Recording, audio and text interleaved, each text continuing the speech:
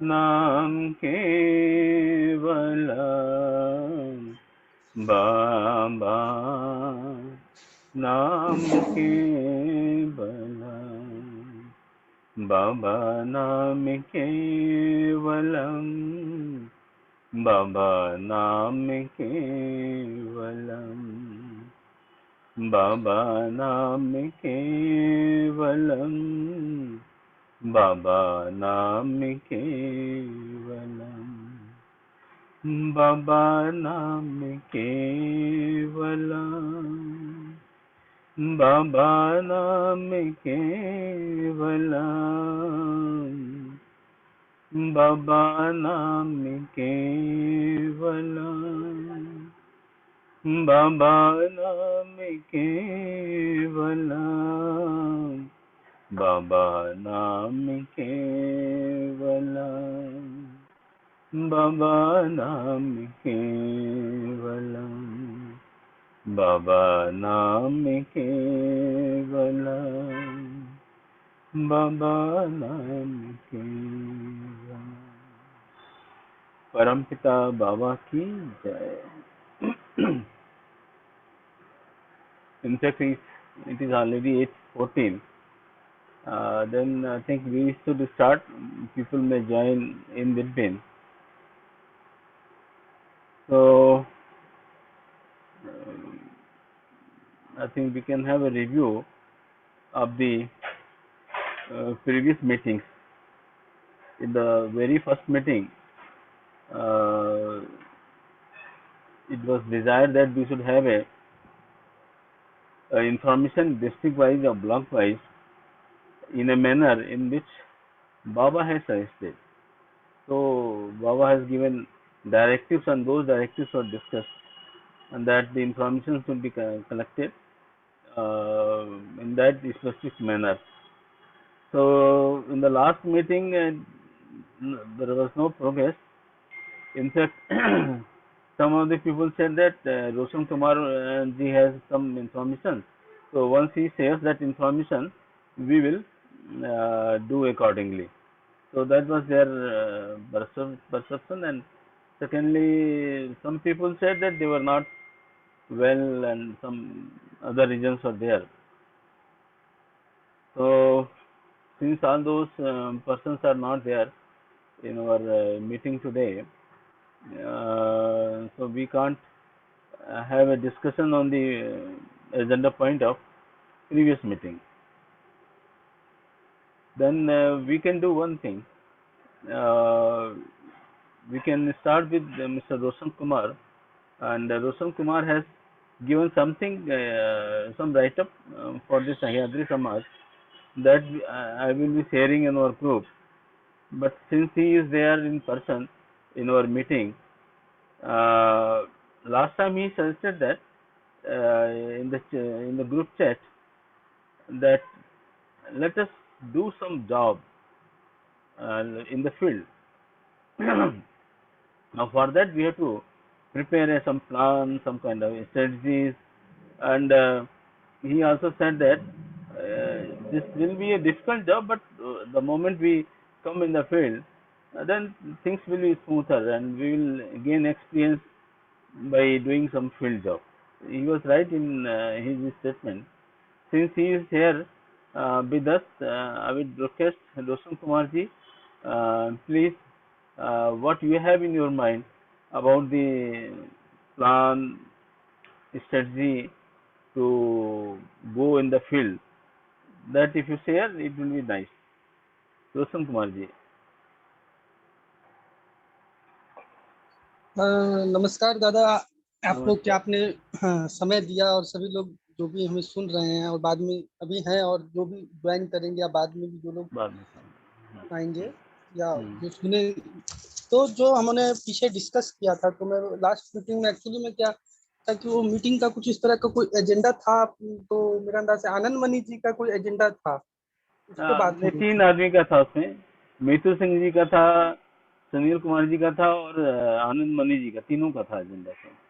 हाँ, तो वो उसमें मैंने ये आपको लिखा था कि, और भी मैंने जगह पर ये बात किया कि एक्चुअली में डिस्कशन तक तो ठीक है कि हम लोग डिस्कशन करते हैं, डिस्कशन का मतलब मेरे कहने का मतलब हर एक एक्टिविटी जो है ना, तो मुझे लगता है उसकी एक अपना एक इम्पोर्टेंस है और उसकी हम्म, अपनी एक सीमा भी है। तो उस सीमा के हम्म, बाहर उसका जो है ना इम्पैक्ट वहीं तक रहेगा। तो जो हम अपना हम्म, आपस में प्रौध पढ़ते हैं या डिस्कशन करते हैं, तो उसका ये है कि हम एज ए मार्गी सोसाइटी कहिए या एज ए प्रौध को समझने वाले हम रिचार्ज रहते हैं। हम्म, यहाँ तक तो ठीक है कि हम रिचार्ज हैं, पर बाहर हम किस तरह से और काम करें तो अपने आप को ऑर्गेनाइजेशनल, अभी क्या है कि कम से कम हम अपनी बातों को, ऑर्गेनाइजेशन बनाए ना बनाए, हम अपनी बातों को पहुंचाएं, इसका बहुत इम्पैक्ट, इसका एक आवश्यकता है। इसका मैं एक आपको अपने एक्सपीरियंस से भी मैं आपको बता सकता हूँ, क्योंकि हम्म, एक्सपीरियंस से क्या होता है कि आदमी को समझ आता है कि हाँ ऐसा होता है। जैसे मैं आपको बताऊं, उड़ीसा में एक जमाने में हमारे ऑर्गेनाइजेशन का कुछ भी नहीं था। आज से 20 साल पहले उड़ीसा में हमारे पास गिनती के 3-4 आश्रम होते थे, और वो भी अभी में आप जाइएगा तो बहुत ही बुरे स्थिति में आज भी वो है। पर हम्म, क्या था कि वहाँ हमारे एक वर्कर्स का बहुत एक, वहाँ से काफी वर्कर्स निकले। तो वर्कर निकलने से क्या है कि वर्कर निकले और उसके साथ कुछ मार्गी भी बने और लोगों की पोस्टिंग भी हुई। तो आज हम देखें तो वहाँ पर लोग अप्राउत को भी जानते हैं, कई कई जगहों पर प्राउड को जानते हैं, आनंद मार्ग को जानते हैं, और फिर बाद में वो वर्कर क्या हुआ, संगठन में कुछ झगड़ा हुआ, फिर अभी बड़े बड़े वहां पर हमारे होम खुल गए, सब कुछ खुल गया। तो जरूरी नहीं कि आज हम कोई काम कर रहे हैं उसका आज ही हमें कोई रिजल्ट मिल जाए। उसका रिजल्ट बहुत हो सकता है हमें 10 साल बाद भी उसका एक रिजल्ट मिले। मैं अभी यहाँ गया हम्म, तो अभी जो दूसरी समाज के दूसरे जो किसान आंदोलन से जुड़े हुए लोग हैं या और भी काम करने वाले लोग हैं, वो भी बहुत को जानते समझते हैं, भले उस रूप हम्म, में ना जाने समझे, उनको आप परसेप्शन कुछ और है, हम्म, तो लोग जानते हैं। तो अगर मान लिया अब आज हम काम शुरू करें तो हम, ये है कि आज रिजल्ट मिलेगा इसका तो आशा करके जाना भी मतलब कि अपने, हो सकता है हम ज्यादा जल्दी कर जाए, पर हम कुछ करेंगे तो रिजल्ट उसका कुछ दिन बाद निकलेगा जरूरी है। इसका मतलब इसका कोई उसकी तो श्योरिटी है। एक बात ये, दूसरी बात ये कि हम लैकिंग कहाँ कर रहे हैं, अब वहां से हम लोग आगे किस तरह अपने आप को अच्छे तरह से प्रेजेंट करें सोसाइटी में, और रिजल्ट कैसे हम अच्छा से अच्छा लाएं। अभी हमारी जो भी मैं, अभी एक मान लिया जाए, अभी हमारे नालंदा में और गया में 15-15 दिन का मगही समाज रथ यात्रा निकाल रहा है, आपने देखा होगा, मैंने भी बात की है लोगों से। हम्म, हम्म, तो रथ यात्रा मतलब कोई पॉलिटिकल वाली बात है कि रथ में आपने जाके 4-5-10 नारे बोल दिए और वही बातें बार बार रिपीट हो रही हैं जो इलेक्शन में आप करते हैं, उसका एक इम्पैक्ट एक स्तर के बाद नहीं होता है। हम्म, तो मैंने उन लोगों से बात भी की, पर मतलब ठीक है, वो अपने हिसाब से कर रहे हैं, हम लोग भी करेंगे उस एरिया में, नालंदा उसके आसपास के क्षेत्र में कुछ काम नेशनल लेवल पे भी। उससे पीछे जो भी हम बात करते हैं उसके पीछे एक डॉक्यूमेंटल एविडेंस होना चाहिए। जैसे कि मान लिया जाए कि अभी एक स्थिति क्या है, जैसे मैं किसी भी बैनर से जाके बोल दूं, मंच से जाके बोलूं कि हम 100% रोजगार देंगे, 100% रोजगार देंगे, तो ये अभी आप देखिएगा बिहार में भी और कहीं भी आप जाइएगा तो राजनेता जो है ना जल्दबाजी में बोल देते हैं हम 1 करोड़ रोजगार देंगे, 50 लाख रोजगार देंगे, मतलब स्टेट के साइज के हिसाब से, बड़ा स्टेट है तो बिहार में तो 1.5 करोड़ तक भी लोगों ने बोल दिया। तो क्या हम्म, अगर हम एक सर्वे करवाया जाए और जनता के पास जाके पूछा जाए कि वो उन्होंने 1.5 करोड़ रोजगार के ऊपर वोट किया, तो लोग बोलेंगे कि नहीं नहीं, ये तो हमको विश्वास ही नहीं था कि कोई 1.5 करोड़ रोजगार दे सकी। तो वो अपने अपने कारणों से, संगठन के कारणों से लोग वोट देते हैं। पर उसी कारण अगर हम भी किसी के पास जाएंगे बोल के कि हम 100% रोजगार देंगे, सत मेरा एक मान लिया एक अनुमान है, अभी मेरा एक अपना, मैंने एक रिसर्च डाटा तैयार किया, एक जिले में आपका 80-90 हजार एवरेज बेरोजगार लोग हैं। अनएम्प्लॉयमेंट गवर्नमेंट डाटा से 1 लाख लोग रख लीजिए, 1 लाख लोग हर जिले में, बिहार ऐसे राज्य में अनएम्प्लॉयड है, और उतना ही लगभग ऐसे हैं जो कि ठीक है रोजगार है भी तो नहीं भी है, इस तरह के लोग हैं। तो 1.5 लाख के करीब रोजगार चाहिए लोगों को। तो यदि हम 15 चौक 60 मतलब 70-80 लाख रोजगार चाहिए इतने बड़े स्टेट में, तब जाके हाँ ठीक है लोगों को रोजगार घर घर तक पहुंच जाएगा। इतने रोजगार की कमी है ऐसे स्टेट में। तो अगर हम अ, 60-70 लाख भी लोगों को रो, जाके बोले। रोशन जी, अभी अभी हम लोग जो बात कर रहे हैं ना, सह्याद्री समाज के बारे में बात कर रहे हैं, हम्म, तो मुद्दे के इसमें आते हैं कि ये सह्याद्री समाज का जो आंदोलन है, इसको यहाँ चलाने के लिए आप क्या सजेस्ट करते हैं कि हमको क्या अपनी नीतियां बनानी चाहिए, किस तरह से इसको हम लेकर आगे चलें? वो बिहार में जो इश्यूज हैं वो यहाँ रिलेवेंट ज्यादा नहीं होंगे। हाँ, वो सह्याद्री का ही बात करें तो पहले हम डॉक्यूमेंट ज्यादा तैयार करें डिस्ट्रिक्ट ओके। वाइज। हाँ, नहीं वो अगर चीज़ हम हम लोग ने डिस्कस कर लिया था। एक्चुअली आप फर्स्ट मीटिंग में उसमें आप जुड़े हुए नहीं थे उस समय तक, तो हम सेकेंड मीटिंग में आपको जोड़े थे। तो फर्स्ट मीटिंग में हमने डिस्ट्रिक्ट वाइज क्या क्या डाटा कलेक्ट करना है उसके ऊपर काफ़ी डिस्कस किया उस दिन। और ये था कि हम लोग वो डाटा को कहाँ से, किस वेबसाइट से, गवर्नमेंट के किस किस साइट से हमको मिलेगा, उसके बारे में थोड़ा हम लोगों ने डीप डिस्कशन किया था। अब ये था कि हमको वो प्रिपेयर करना है, तो वो वहाँ तक तो मालूम है। और यहाँ तक कि हमने ब्रज समाज के बारे में भी कुछ डाटा बनाया था, वो भी हमने हम्म, लोगों के साथ शेयर किया कि इस तरह का डाटा होना चाहिए जो हमने बनाया था, और जो भी बाबा का एक सिस्टम था उसके अनुसार से। हम्म। तो वो चीज़ दूसरा दूसरा है दादा जो उसके। पिछड़े हाँ। एरिया हैं उस पे मेरा मानना ये है कि पिछड़े जितने भी एरिया हैं हमारे, मतलब मुंबई और पुणे को, और अपना मुंबई पुणे और थाने डिस्ट्रिक्ट को छोड़ के ज्यादातर एरिया तो पिछड़ा ही है। मराठवाड़ा में अगर देखा जाए तो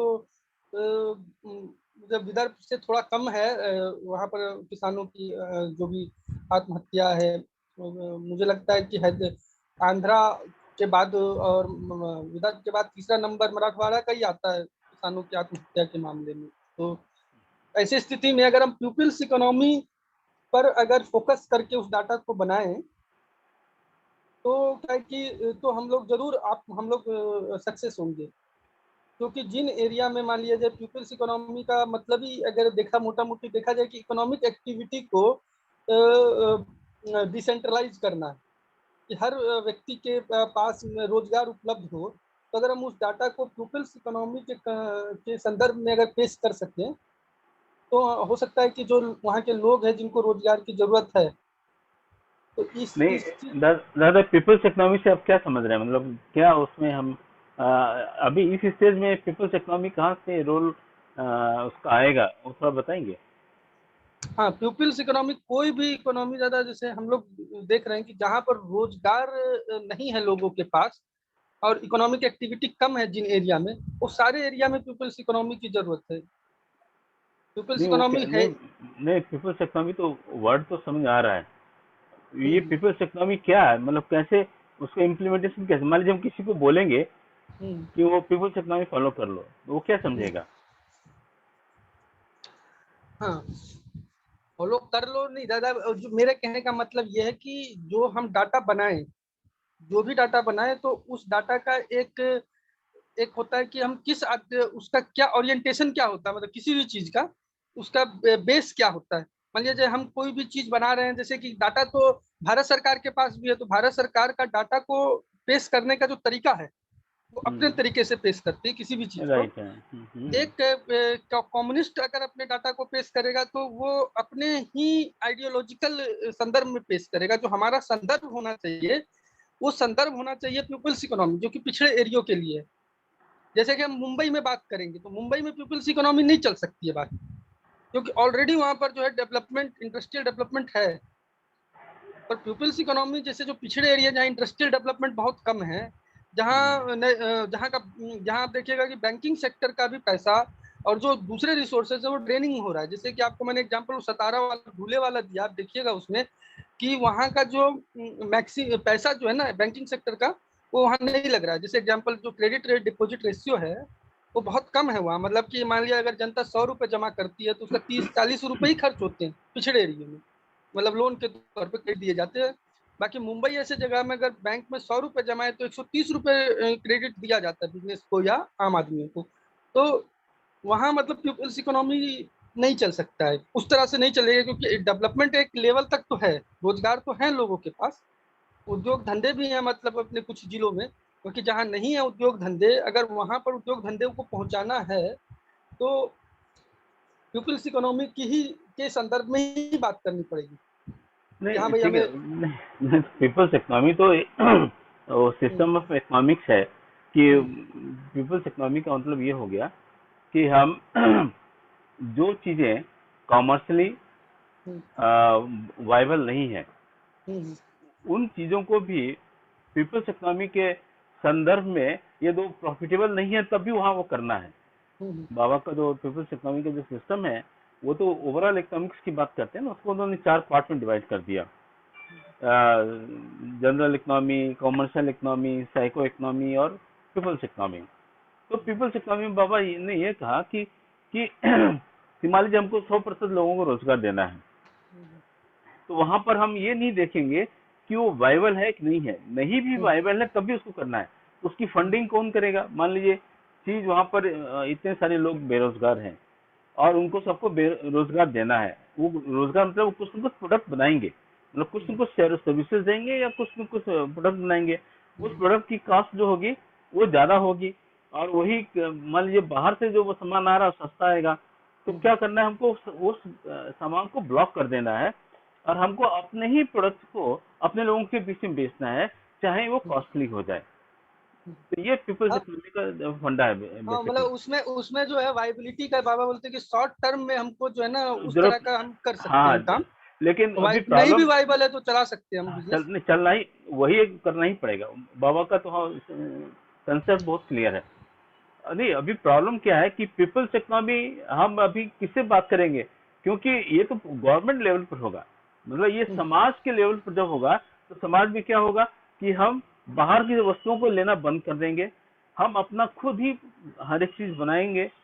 तो जैसे मान लीजिए सह्याद्री समाज करेगा, वैसे ही मगही समाज भी करेगा, वैसे ही दूसरे समाज भी करेंगे। तो क्या होगा हम्म। कि जो मुंबई और ये जितनी इंडस्ट्रीज है ना, ये सारी बंद होनी शुरू हो जाएंगी, क्योंकि हमने यहाँ से माल लेना बंद कर देना है। तो ये प्रॉब्लम सह्याद्री समाज के लिए भी होगा और मगही समाज या दूसरे बहुत सारे समाजों के लिए होगा। नहीं नहीं, अभी जो वो ट्रांजिशन इकोनॉमिक्स पीरियड का, होगा दादा वो एक आप सब चीजों को बंद नहीं कर सकते ना। वो तो ट्रांजिशन पीरियड होगा कुछ ना कुछ नहीं एक समय नहीं का। ट्रांजिशन तो अपने आप से बंद नहीं होगा ना उसको। आप कुछ ना कुछ रिस्ट्रिक्शंस लगाएंगे ना। हम्म, जैसे आज कंट्री को, जैसे हमको आत्मनिर्भर बनाना है तो हमको हम्म, चाइना से माल लेना बंद करना होगा। हाँ हम्म, तभी तो हम बनेगा आत्मनिर्भर। नहीं तो वहां से सस्ता माल आएगा, हमारा तो माल महंगा है, तो हमारा माल कहीं बिकेगा ही नहीं। हम्म, वही वही फंडामेंटल्स हैं कि आपको वही समाज लेवल पर देखना पड़ेगा। समाज लेवल पर जब देखेंगे तो हमारी इकोनॉमिक्स क्योंकि सेंट्रलाइज्ड इकोनॉमी है, जैसे सारे इकोनॉमिक एक्टिविटी जैसे मुंबई के आसपास में, दिल्ली के आसपास में, बेंगलोर, हैदराबाद, ये जो बड़े बड़े शहर हैं, अहमदाबाद, वहां से कंट्रोल हो रही है सारी जो हमारी इकोनॉमिक्स है। तो उसको डिसेंट्रलाइज करना पड़ेगा। डिसेंट्रलाइज करने के लिए कि अब ये जो इंडस्ट्रीज है वो एक जगह नहीं होकर के हर जगह डिस्ट्रीब्यूट हो जाए, तभी वहां के लोगों को रोजगार मिलेगा। तभी नहीं तो क्या होगा कि डिस्टॉर्शन तो है, इकोनॉमिक्स का सेंट्रलाइज सिस्टम हमने बना के रखा हुआ है जो कि पूंजीपति या कि जो कैपिटलिस्ट सिस्टम है उसको फेवर करता है। अभी दादा हम लोग उस डिस्कशन नहीं जाते हैं, वो तो काफी डिटेल वाली बात हो गई। नहीं, एक बात है शायदरी समाज में एक जो प्लस पॉइंट है कि हाँ यदि और जगहों में इंडस्ट्री शुरू करने के लिए बाबा हाँ जी बोलते हैं जो दो बात बोलते हैं कि एक तो प्रत्येक समाज का अपना एक स्वतंत्रता इंडिपेंडेंट होना चाहिए इकोनॉमिक दृष्टि से। फिर बाबा नहीं साथ में ये भी एक बात जोड़ते हैं कि एक समाज के जो डिफरेंट डिफरेंट रीजन है वहां भी डिस्पैरिटी को खत्म करना होगा। ये भी एक नहीं, इसलिए तो एक ब्लॉक ये भी लेवल एक पर ही बाबा आ प्रॉब्लम। गए ना। हाँ, तो पर और समाजों में दिक्कत ये है कि उनके पास फंड्स हो ना हो, पर सह्याद्री में एक प्लस पॉइंट है कि हम्म, सह्याद्री समाज में फंड्स हैं।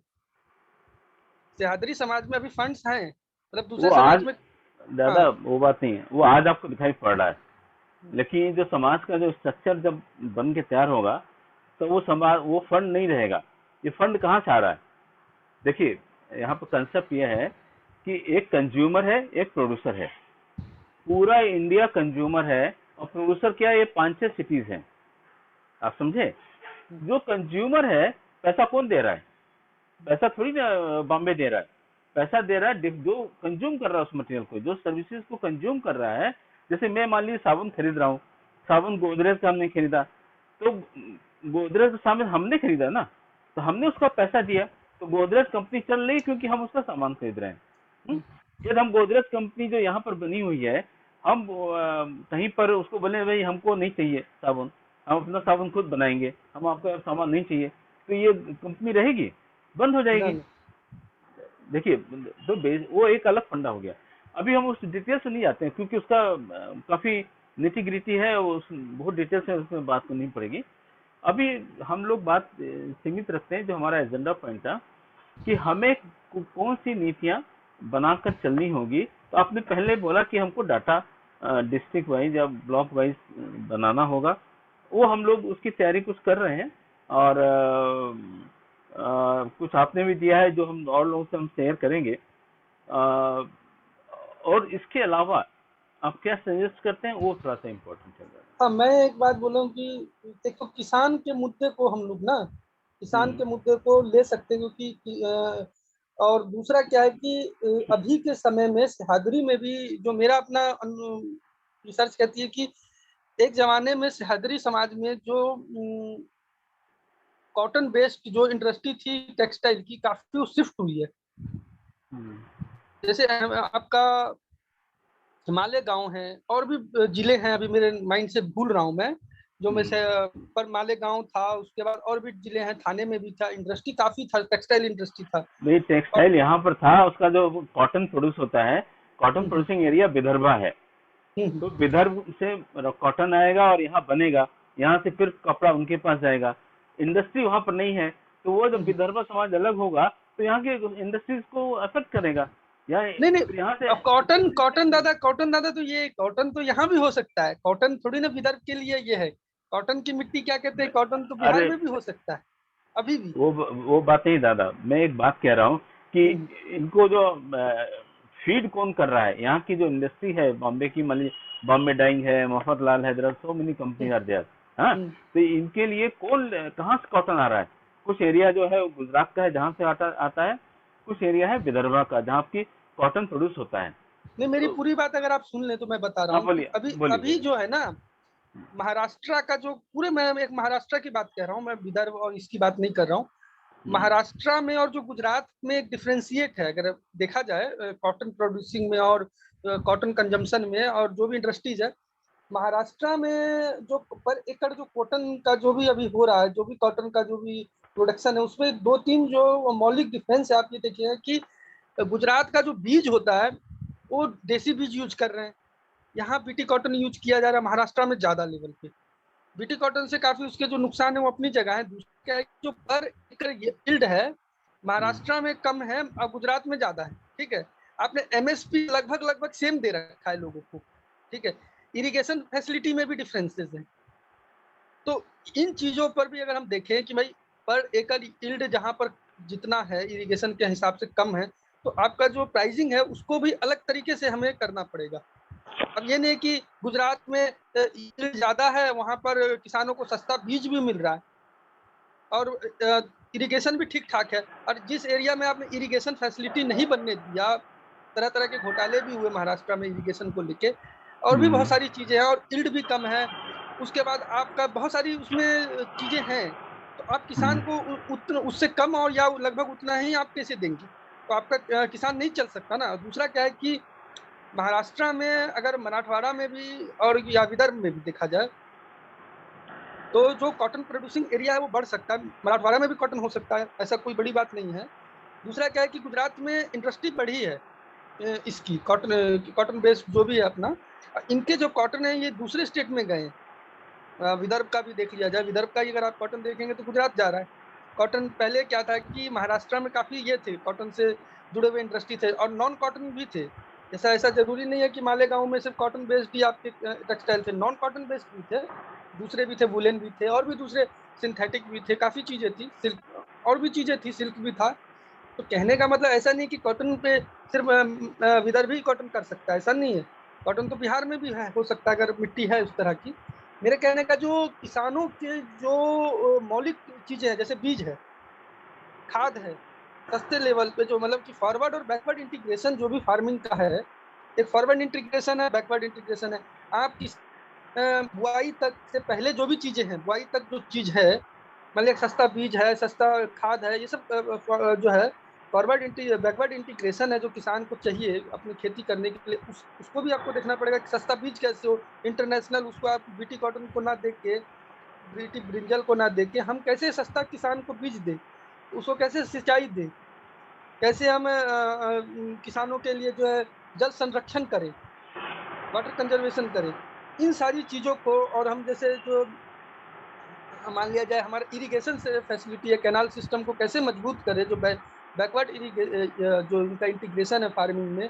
फिर उसके बाद जब वो किसान जो है किसान को मान लिया जाए आज जब वो फसल तैयार हो जाए तो उसको रखने के लिए स्टोरेज कैसे हम करें, उसके बाद उसको अच्छा दाम कैसे दें, उसके बाद उस पर बेस्ड हम इंडस्ट्री कैसे लगाएं। दीज आर द मतलब कि हैं ये सारी चीजें अपने आप में, मतलब उनके ऊपर अध्ययन करने की जरूरत है। जैसे मेरा एक अध्ययन है कि मान लिया 30% आप किसान को मिलता है कॉटन है, एक मान लिया जाए जींस है, कॉटन है, तो कॉटन का अगर 100 रुपए में बिक रहा है कॉटन, तो और उस पर आप 30 रुपए जो है किसान को दे रहे हो और 70 रुपए जो है बीज के लोग खा रहे हैं। अब वो किसान 30-33 रुपए में पानी भी लगाएगा, खाद भी लगाएगा, बीज भी लगाएगा, और बीज का जो है जो व्यापारी वर्ग है वो 60% 65% पैसा खा रहा है। तो हम चाहेंगे कि जो रेशियो है किसान को देने का जो है मार्केट को दिया जाए। और वो भी क्या है कि क्षेत्रवार, ऐसा नहीं कि गुजरात का जो मॉडल है उसको मराठवाड़ा में और हमारे सह्याद्री में, विदर्भ में लागू किया जाए। थोड़ा उस पर अध्ययन किया जाए किसानों की समस्या को लेके। इरिगेशन फैसिलिटी है नहीं, आप तो उसको आप ये सेकंड पॉइंट ये कह रहे हैं कि जो यहाँ की जो लोकल समस्याएं हैं उसके ऊपर एक स्टडी हो और फिर एक ओपिनियन फॉर्म की जाए आपस में डिस्कस करके कि जो हमने स्टडी किया है, जो ओपिनियन फॉर्म कर रहे हैं वो जनता तक जाने लायक है कि नहीं है। कि मान लीजिए हम कुछ हवा में बात करें और बात वो ऐसी हो जाए, आकर के हम बात करें कोई सुन नहीं रहा तो बेकार हो जाएगी बातें, है कि नहीं। तो मतलब हमको जो जो पीपल्स जो इश्यूज हैं, लोकल इश्यूज हैं, उन इश्यूज के ऊपर हमको ध्यान देना है और उसको उसको किस तरह से पेश किया जाए जिससे कि लोग उसको सुन सकें, है कि नहीं। तो हाँ, ये जिसमें दूसरी एक किसान सेकंड है, पॉइंट हो गया। बेरोजगारी है और इंडस्ट्रीज, इन तीन को फोकस अगर रखें हम लोग, दादा तो एक किसान जो है एक बहुत बड़ा वर्ग है। हम लोग क्या हम लोग बात करते हैं ना, बहुत ऊंची बात कर देते हैं। वो ऊंची बात से फिर क्या होता है कि डाइल्यूट हो जाएगा कि हम मेन इश्यूज, हम लोग अभी इश्यूज हमारी ये है कि हम पॉलिसीज कैसे बनाएं, क्या हमारी स्ट्रेटजी हो, उसके ऊपर हम लोग बात कर रहे हैं। तो अब ये जो समस्याएं जितनी आएंगी, तो चाहे फार्मर्स की समस्या नहीं है। मैं एक एग्जांपल के लिए जस्ट आपको एक दूंगा। जैसे हम ब्रज क्षेत्र के बारे में हम जब देख रहे थे तो हमने वहाँ पूरा आकलन किया, वहाँ जो 20 डिस्ट्रिक्ट है तो कितनी यूनिवर्सिटीज हैं, कितने मेडिकल कॉलेज हैं, कितनी जनसंख्या है, क्या एक कितने लोगों के ऊपर कितने मेडिकल कॉलेज होने चाहिए, हमने उसके ऊपर एक अध्ययन किया। हमने ये पाया कि कोई एग्रीकल्चर यूनिवर्सिटी है ही नहीं, वो सारा बेल्ट है केवल एग्रीकल्चर बेस्ड है और एग्रीकल्चर यूनिवर्सिटी नहीं है वहाँ पर। एक केवल पशु चिकित्सालय था वहाँ पर, मथुरा में है, और पूरे ब्रज क्षेत्र में कहीं था ही नहीं, पशु चिकित्सालय नहीं है। तो अभी क्या हो जाता है कि जब तक हम एग्रीकल्चर यूनिवर्सिटी नहीं रहेगी उस एरिया में तो वहाँ के लोग एग्रीकल्चर पढ़ेंगे नहीं और वहाँ कोई रिसर्च वर्क नहीं होगा। यूनिवर्सिटी का मतलब हो गया कि वहाँ की कंडीशन को देखते हुए रिसर्च करें। तो ये हमारे लिए एक मुद्दा हो सकता है कि मान लीजिए हमने पता लगाया कि पूरे मराठवाड़ा में एग्रीकल्चर यूनिवर्सिटी एक है या दो है या नहीं भी है, जो भी कुछ हो सकता है। तो अब वो हमारे लिए एक पॉइंट हो जाएगा कि भाई यहाँ पर एग्रीकल्चर पूरा बेस है तो उसकी यूनिवर्सिटी क्यों नहीं है, या उसके लिए कॉलेजेस क्यों नहीं है, और वहाँ पर जो लोकल जो सॉइल कंडीशंस हैं, जो क्लाइमेटिक कंडीशंस हैं, जो भी सीजनल कंडीशंस हैं, जो भी कुछ है उसके हिसाब से क्या कौन सा बीज डेवलप किया जाए जो कि वहाँ पर ज्यादा से ज्यादा यील्ड दे, जो अभी हम बात कर रहे थे। तो उसके ऊपर हम लोग एक ओपिनियन बना सकते हैं कि हम ये जनता में इस इशू को लेकर के जाएंगे, ठीक है ना। तब उस तरह से वो बात, तो वो डाटा नहीं रहने से हम कुछ नहीं कर सकते। डाटा रहेगा तो हम जाकर के किसी से बात करेंगे, है ना। तो एक्सक्यूज मी दादा, can I speak for a minute? हाँ राजेंद्र जी बोलिए। दादा आप जो सही बोल रहे हैं, जैसे फर्स्ट मीटिंग हुआ, it was totally you only told that data is the first requirement, that is the right. study, research and data of that samaj is the first requirement. Right right. इसके बाद उसी data में आपका population data भी रहेगा, कितने unemployed लोग हैं, जैसे दादा बता रहे थे बिहार के बारे में।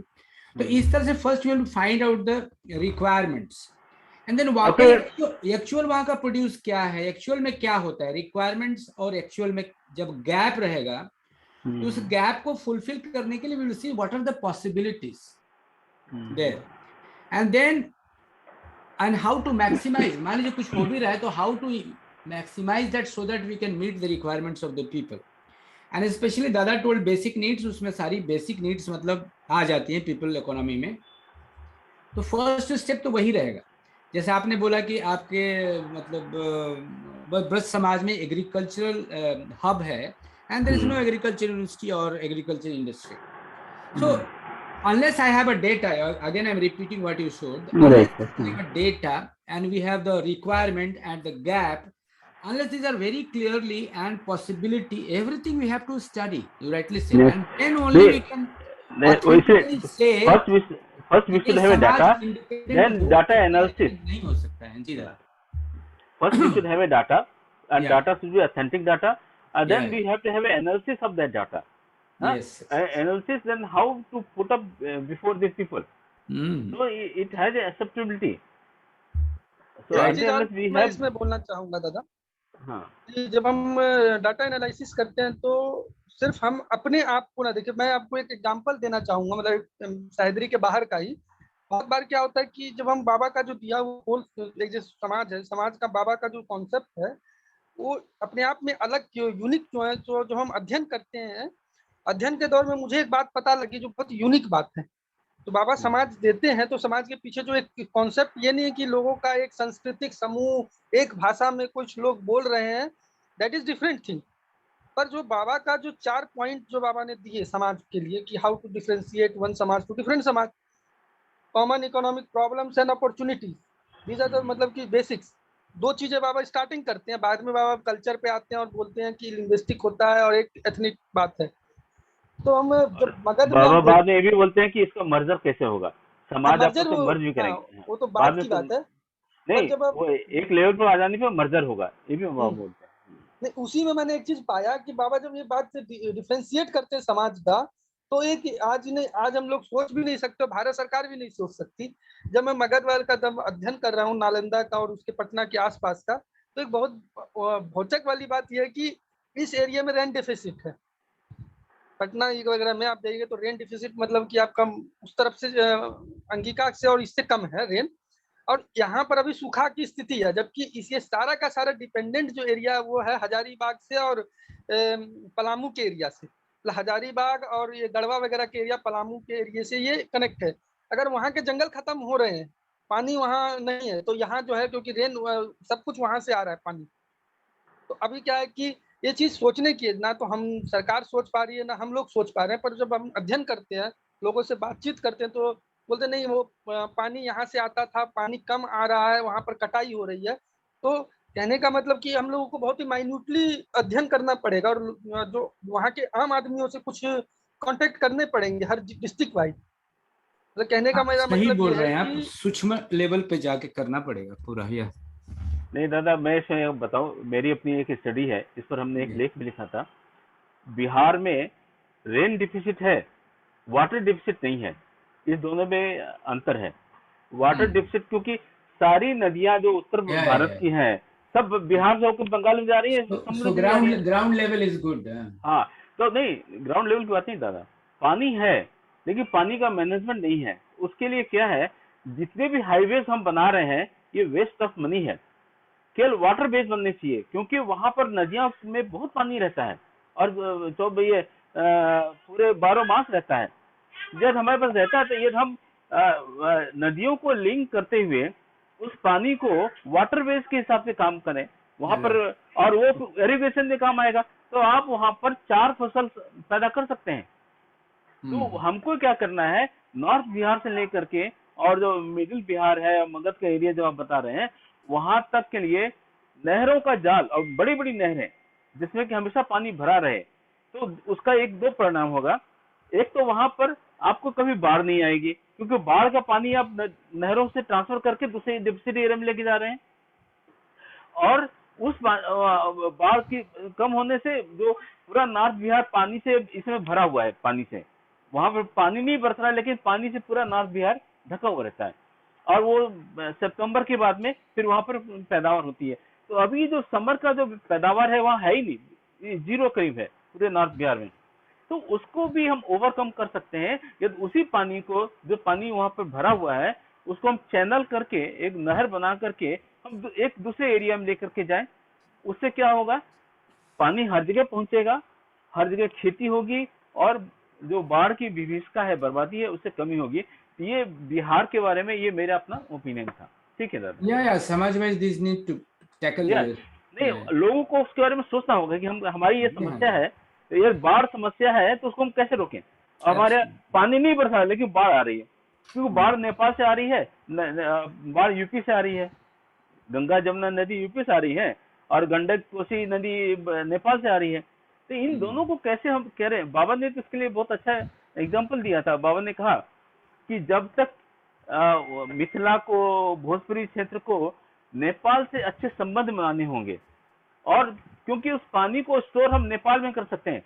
इंडिया जो है प्लेन एरिया है, हिली एरिया नेपाल के पास में है, तो वहां जब पानी ज्यादा बरसता है तो उस पानी को स्टोर वहां कर लिया जाए, और जिससे कि बाढ़ यहाँ कम हो जाएगी। वहां पर आप फिर हाइड्रो इलेक्ट्रिसिटी भी आप जनरेट कर सकते हैं, और उस पानी को फिर चैनलाइज करके नहरों के द्वारा आप पूरे इंडिया में बिछा सकते हैं, और इतना सरप्लस पानी हो जाएगा कि वो हम आपको विदर्भा तक दे सकते हैं। यदि यूपी का पानी, इलाहाबाद के पास से जो पानी है, बुंदेलखंड का पानी है, उसको हम क्यों गंगा में बहाएंगे, उसको हम ये मध्य प्रदेश होकर के विदर्भा को लेके आ सकते हैं। पूरा पानी जो सागरमाला योजना थी अटल बिहारी वाजपेयी की, वो इसी तर्ज पर थी। सर ये एक अलग इशू हो गया, हम थोड़ा, क्योंकि हमने कुछ इस पर सोचा था, इसलिए हम क्या बात करते हैं। ठीक है दादा? बोलिए दादा। हाँ रोशन दादा, आप कुछ 2-3 बात और बोलने वाले थे, क्या बोलने वाले थे? तो मेरे कहने, हाँ बस वही दादा जहाँ तक बात कहे थे कि एक डॉक्यूमेंट तैयार हो, डॉक्यूमेंट का जो नैरेटिव हो वो प्रोटेस्टिक रहे। तो हाँ, जो भी है हम लोग उसमें, मेरा नैरेटिव में एक तो अभी इनिशियल में कोऑपरेटिव पे हम ना भी जाएं तो भी peoples economy, economic democracy, decentralise economy का जो एक हमारा थीम है ना, उस थीम के इर्द गिर्द हमारा ये रहे, डॉक्यूमेंट रहे। दूसरी बात, मेरा जो भी डॉक्यूमेंट हमारा बने, क्योंकि हम लोग अभी इस स्थिति में नहीं है। जो मेरा कहना, दादा ने बोला ना कि हम एक ब्रॉड बेस्ड एक अपना करें, जैसे आप बोले कि हमको पता ही नहीं था कि एक भी पढ़ते पढ़ते पता लगा कि हाँ वहाँ एक किसान का, सॉरी, एग्रीकल्चर इंस्टीट्यूट है ही नहीं, कोई भी कॉलेज नहीं। ठीक है, वो तो हम लोग पढ़ते पढ़ते पता लगेगा, पर इनिशियल अगर हम लोग किसान, बेरोजगार, इंडस्ट्रीज पे अगर हम लोग बात करें, और पढ़ते पढ़ते बहुत सारी चीजें पता लग जाती हैं, और लोगों से बातचीत करें, सारी चीजें हैं। जैसे कि एक अभी मैं बता रहा था कि कोडरमा हजारीबाग वाला, मैंने कई लोगों से पता लगा, और बाबा बारिश वाला जो आप बात कर रहे थे, हाँ ये चीज है, लोगों से पता लगने पे पड़ा कि बहुत सारी चीजें हैं। क्योंकि ये क्या है कि नदी घाटी योजना जो बाबा ने बोला है, नदी घाटी योजना, तो बाबा बोलते हैं कि मगध में दो, ये जो नदी घाटी है, कोडरमा हजारीबाग वाला जो एरिया है, नदी घाटी उसके अंदर आता है। बाबा का जो दिया हुआ नदी घाटी के अंदर बाबा ने स्पेसिफिक किया है, नदी घाटी, 2 नदी घाटी बताई है।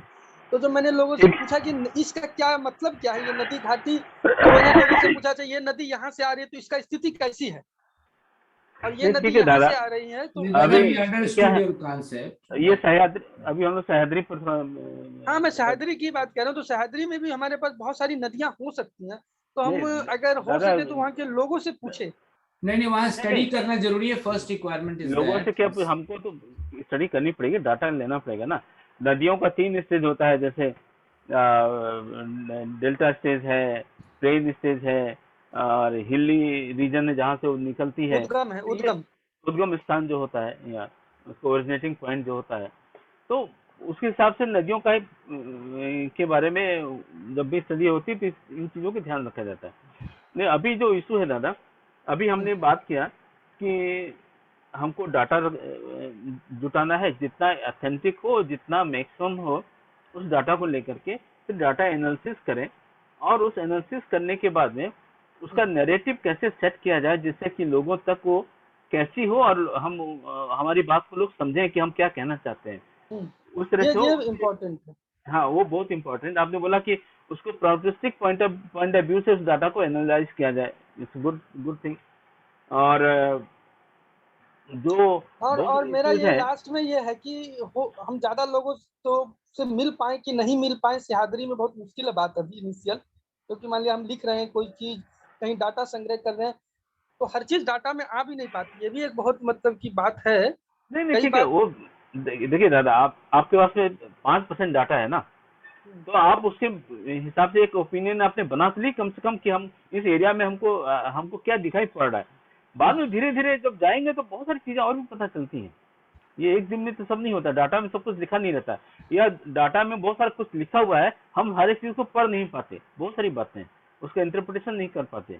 तो ये ठीक है दादा, तो मेरा कहने का मतलब इन 3 चीजों पे ही हम लोग रखें कि डाटा पहले हम हाँ, लोग तैयार कर लें, और राइट।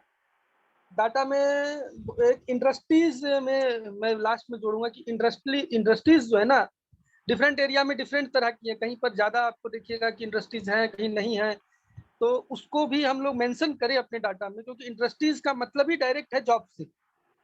कई मामलों में क्या है कि जहाँ इंडस्ट्रीज नहीं है तो वहाँ जॉब भी नहीं है, तो अपने आप हम जब इंडस्ट्रीज का भी अध्ययन करेंगे तो हमको ये पता लग जाएगा मोटा मोटी कि जॉब की स्थिति क्या है, वहाँ से माइग्रेशन जरूर हो रहा है, अगर मान लिया कम इंडस्ट्री है तो माइग्रेशन मुंबई में जरूर हो रहा होगा, पुणे में जरूर हो रहा है, या अपना जो भी है थाने में जरूर हो रहा होगा, तो ये तो अपने आप निकल जाएगा सब कुछ।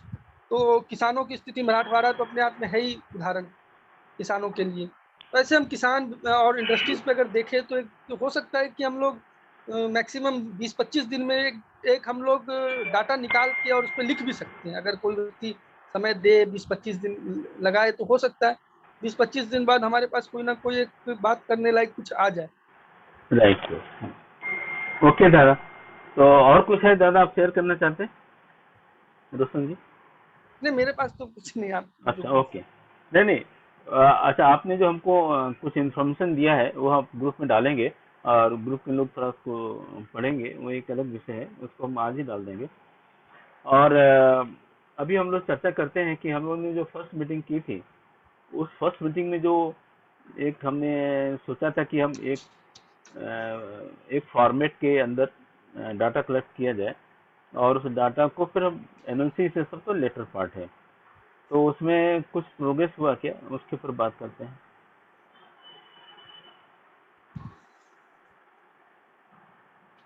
नहीं दादा, खास कुछ नहीं, शुभेंदु बोल रहा हूँ, नमस्कार। हाँ, खास तो नमस्कार कुछ नमस्कार। नहीं, लेकिन अच्छा, मेरा टारगेट तो है कि इस मंथ एंड तक जो है बहुत सारी चीजें कलेक्ट कर लूंगा अच्छा, सारा मैं।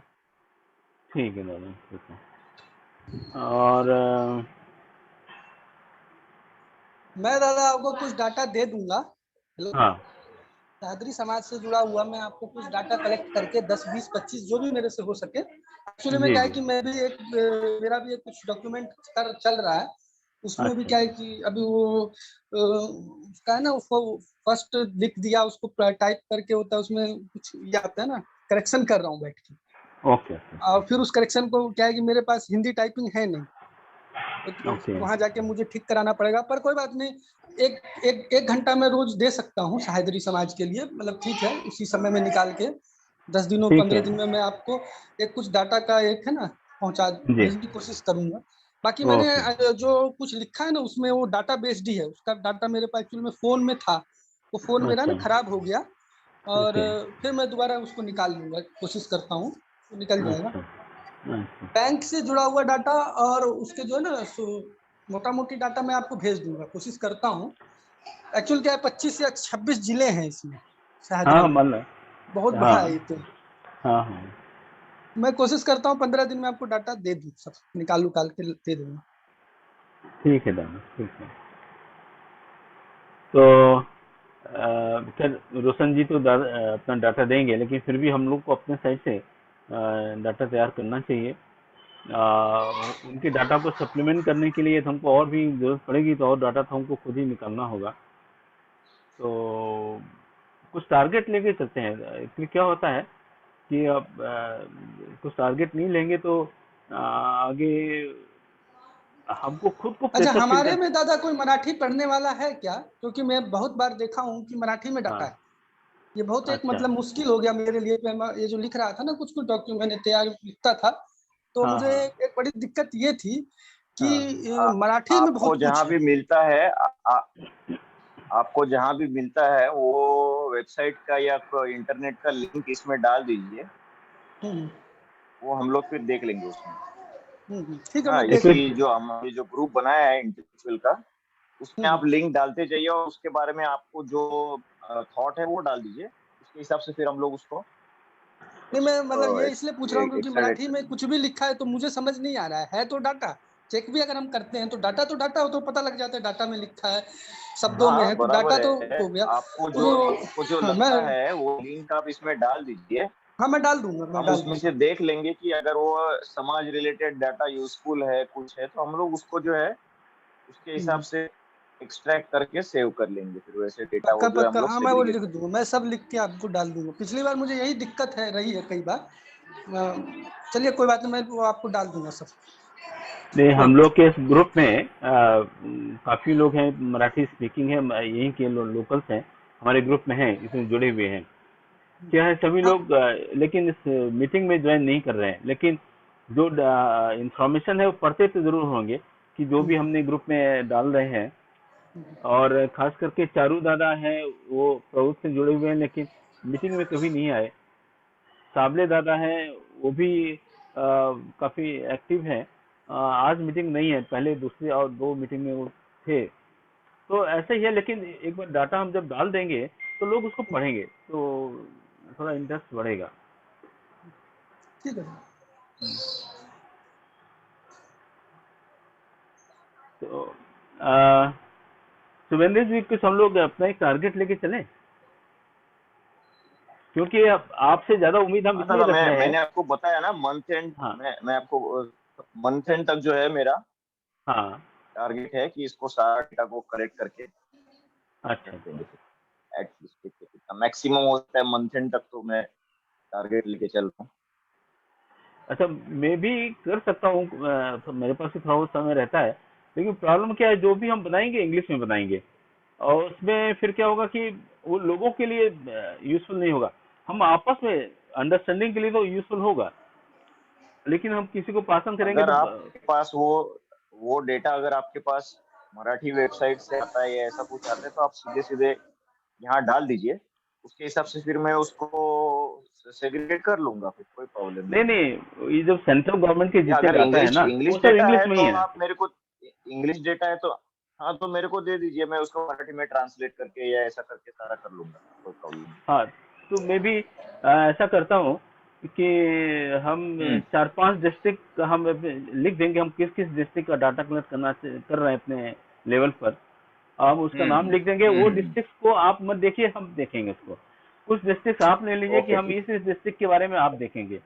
तो एक हो जाएगा ना कि हम ठीक है। पैरेलल हाँ, ये काम अच्छा हो करेंगे। जाएगा। हाँ, तो अच्छा रहेगा कि दो करेक्ट। तीन डिस्ट्रिक्ट मैं देख रहा हूँ, दो तीन डिस्ट्रिक्ट आप देख लेंगे, और करते करते 15-20 ओके। दिन में सारा काम हम लोग कर देखिए सकते दादा, जो डाटा होता है ना दादा, लो हैं।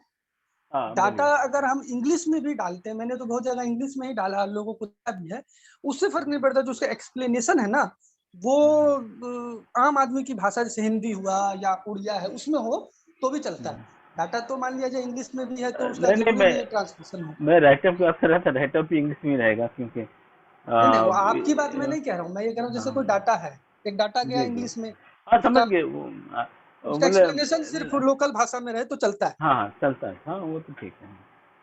हाँ, ठीक, ओके। ये 15-20 दिन में मैं ऐसा कर, हम लोग इस काम कर सकते हैं। आज डेट है 12 तारीख है, ठीक है, हाँ, रक्षाबंधन भी हो गया, सब कुछ ठीक है, छुट्टियां भी हाँ, है, 15 अगस्त है। मैं ये कहना हाँ, चाहता हूँ, मेरा ये भी मतलब बात मैं ये कह रहा हूँ कि ये महीना अगस्त है ना, तो हम लोग हाँ, कोशिश करते हैं कि मैक्सिमम सितंबर फर्स्ट तक हम लोग एक खाका तैयार कर लें, और फिर हम लोग कोशिश करें कि खाका हमारे पास डाटा और प्लस हम लोग कुछ लिखना शुरू कर दें। तो हाँ। जैसे मान लिया 3-4 डिस्ट्रिक्ट का मेरे पास भी, मैंने भी लिख के रख रखा है कुछ ऐसे। आप और वो मेरे पास डिस्ट्रिक्ट का नाम बता दीजिएगा, तो हम लोग फिर दूसरे डिस्ट्रिक्ट के बारे में देखिए सोचेंगे। धूले है दादा एक, ठीक है, हाँ, हाँ, सतारा समझ है, गए। हाँ, अहमदनगर, ऐसे कुछ है, 5-6 डिस्ट्रिक्ट होगा, मैं भेज दूंगा आपको, मैं भूल रहा ठीक हूँ। है, ठीक है, मैं ठीक है, आपको आज ही मैं लिख के भेज दूंगा। और उससे ठीक है, जुड़े हुए सारे, उससे जुड़े हुए कुछ कुछ डाटाज भी मेरे पास रखे हैं, बाकी मैं और कलेक्ट कर लेता हूँ, ठीक है। और हाँ हो जाएगा। 5-6 डिस्ट्रिक्ट है तो मैं भी डाटा ही तो भेजना है, डाटा और कलेक्ट करके रख लेंगे, उसको डाल देंगे। तो मेरा ठीक। क्या मतलब है कि मैं भूल गया कितने डिस्ट्रिक्ट हैं, 20 से तो ऊपर ही हैं। 23 है। 23 है ना, 12 उधर, ये 23 है तो ठीक है। मेरे अंदाज से अगर हम लोग मान लिया जाए 4 लोग हैं, 6-6 डिस्ट्रिक्ट भी कर लेते, 6 चौक 24 हो गया। कोई बहुत बड़ी बात नहीं है अगर हम लोग 15-20 दिन में उसको एक शकल देख के और हम लोग प्रिंट कर लें, एटलीस्ट इंग्लिश में तो आ जाए कम से कम। जी। और लोकल में कोई किसी से हम लोग करवा लेंगे, इतने लोग हैं। तो ठीक है, हम लोग नेक्स्ट 10 डेज का टाइम लेते हैं कि फिर उसको शेयर करेंगे डाटा को कि कितना हमने बना लिया और क्या क्या कैसे डाटा है। हाँ हाँ ठीक है। और उसको चाहे वो चैट ग्रुप में हो गया या फिर हम लोग ईमेल शेयर करेंगे, ज़्यादा अच्छा रहता है। चैट में उसकी एक लिमिटेशन होती है, उससे ज़्यादा जाता नहीं है। उसके लिए नहीं हाँ, मेल में आप अपना मेल दे दीजिए हाँ, और मेल उधर मेल देखिए, में मेल डाटा में पूरा भी, जा हाँ सकता है। मेल में भी कर देंगे और व्हाट्सएप पे भी कर सकते हैं कि लोग पढ़े हाँ थोड़ा सा। हाँ जी। जो जा रहा है ठीक है, अपना कर देंगे। तो मेल आप अपना दे दीजिए और बाकी ठीक है, मैं आपके मेल पे कर दूंगा। बाकी जो इसमें जाता है जनरल पब्लिक के लिए वो उसमें डाल देंगे, कोई बात नहीं। आप भेज दीजिए मुझे। ठीक है सर। तो मेरे ख्याल से हम लोग वाइंड अप करें अपना डिस्कशन जो है। हाँ ओके। अ, हम लोग जाने से पहले 1 मिनट का कीर्तन करते हैं, उसके बाद से फिर इसको वाइंड अप करते हैं। बाबा नाम केवलम, बाबा नाम केवलम, बाबा नाम केवलम, बाबा नाम केवलम, बाबा नाम केवलम, बाबा नाम केवलम, बाबा नाम केवलम, बाबा नाम केवलम, बाबा नाम केवलम, बाबा नाम केवलम,